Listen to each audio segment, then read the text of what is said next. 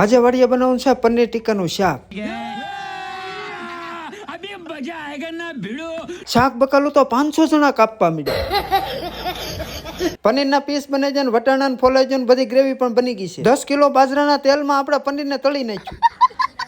તેલમાં મસાલાનો તડકો મારીને પછી ગ્રેવી બનાવવાનું ચાલુ કરી દીધું. ગ્રેવી તો એવી બની કાશે કાશી ખાવાનું મન થઈ ગયું. પછી ગ્રેવીમાં આપણે કાજુ બદામ નાખી દીધા 10 કિલો. તમારે આવી પાર્ટી કોણ કોણ કરે છે ને ક્યાં ક્યાં ભાઈબંધની સાથે કરો છો એ જરા કમેન્ટ કરી દેજો ને, મેન્શન મારવાનું ભૂલતા નહીં હો. પાપડ ને એવું શેકાઈ ગયું, પનીર ટીકા શાક પણ બની ગયું, બધા બેસી જાય જમવા. બે ડીશ મોકલાવું મારા વાલા. પનીર ટીકા કરતા તો સલાડ 1 નંબર બનેલો હતો. આ જોઈને કોના મોઢામાં પાણી આવી ગયું જરા કમેન્ટ કરી દેજો. પછી બધા જમવા બેસી જાય ને 10 કિલો હું તો સલાડ ખાઈ ગયો.